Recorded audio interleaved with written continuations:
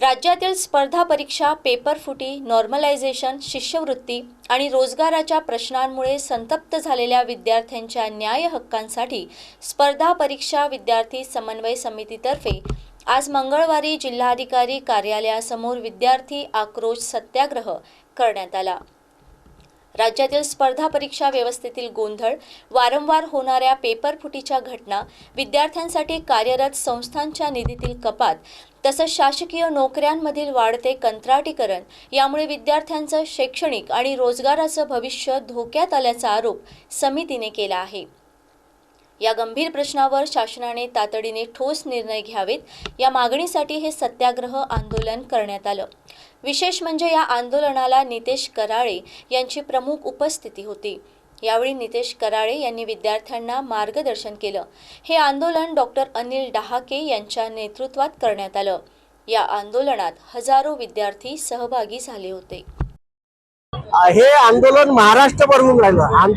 आमचा एमपीएससी वर पूर्ण विश्वास आहे। म्हणजे एमपीएससी वर विश्वास नाही असं नाही, पण एमपीएससी ने जो आदेश जाहीर केला कंबाईन ग्रुप सी ची जेव्हा याड काढली, ते म्हणतात का तुमची परीक्षा ऑनलाईन होईल। आम्ही वारंवार आंदोलन केले का ऑनलाईन परीक्षा बंद झाल्या पाहिजे, वर्ग 3 वर्ग 4 च्या परीक्षा ह्या एमपीएससी ला डायव्हर्ट झाल्या पाहिजे।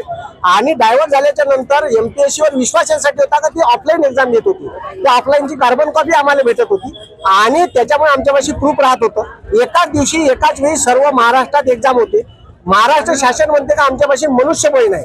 आता मनुष्यबळ नाही तर काय, याच्यापाशी महसूलचे अधिकारी आहे, ग्रामविकासचे अधिकारी आहे, सगळे क्लरिकलचा स्टाफ आहे। ठीक आहे, परीक्षा एका दिवशी होऊ शकते एवढी अरेंजमेंट शासनापाशी आहे।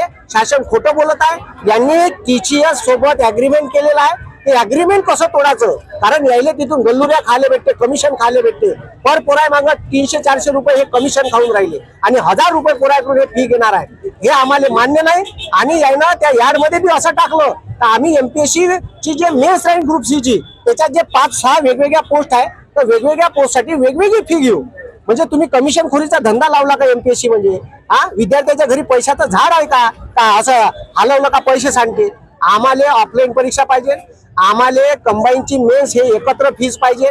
आम्ही तर अशी मागणी केली का तुम्ही आम्हाला 1000 रुपये फी ठेवा एमपीएससी ना, आणि वर्षभरात जेवढ्या बी परीक्षा येईल तेवढे आम्हाला देता आल्या पाहिजे। जसं केरळ पब्लिक सर्व्हिस कमिशनने केलं तसं आमच्या राज्यात एमपीएससी ने लागू करावं आणि परीक्षा ऑनलाईन न घेता ऑफलाईनच घ्यावी। आणि एमपीएससीच्या वर्ग 3 वर्ग 4 च्या सर्व परीक्षा डायव्हर्ट झाल्या, त्याचा सिलेबस आणि पेपर पॅटर्न जाहीर करावा। 22 पोरांना टीईटी ठीक आहे, आपले नीटचे पेपर जो रद्द झाला तर 22 पोरांना ज्यानं अजून जवानी नव्हती पाहिली, ज्यानं आपलं आयुष्य नाही पाहिलं, त्या पोरांना आत्महत्या केली। मी तर म्हणतो हे धर्मेंद्र प्रधान ह्या हत्यार आहे, या 22 पोरांचा जीव घेणारा। ठीक आहे, जर तुमच्याकडून जुने मंत्री पहा ज्याच्याकडून रिस्पॉन्सिबिलिटी घेत होते अंगावर आणि राजीनामा देत होते, आम्ही राजीनामा मागून राहिलो। सोनम वांगचुक 15 दिवस झाले तिथं आंदोलन करून राहिले, तो माणूस मराल टेकला। हे साधे डेलिगेट्स नाही पाहून राहिले, म्हणजे इतक्या गेंड्याच्या कातडीचे। आणि चोर बसून आहे ना सत्तेत। ठीक आहे, आता रामाच्या मंदिरातून पैसे चोरून नेले तरी पंतप्रधान बोलायला तयार नाही। उद्घाटन करायला कसे समोर जाते, एकटाच बापूसाहेब आपला ठीक आहे ते कलेश घेऊन समोर होता, ध्वजारोहणाला समोर होता, त्या भूमिपूजनाला समोर होता, मग त्याची जबाबदारी कोण घेईल? तर बोलायला तयार नाही। तिकडं आमचा नरेंद्र देशाचा पुरा वाटोळ करून टाकलं। ठीक आहे, असे अनेक मुद्दे आहे। इथं टीईटीचा पेपर फुटला, इच्छा शिक्षण मंत्र्यांना रिस्पॉन्सिबिलिटी घ्यायला पाहिजे, राजीनामा द्यायला पाहिजे, दुसरा मंत्री नेमा, त्याच्याकडून हँडल नाही होऊन राहिलं। आमची अशी मागणी आहे का तुमच्याकडून होत नाही तर तुम्ही दुसऱ्याला राजीनामा देऊन दुसऱ्याला हँड ओव्हर करा।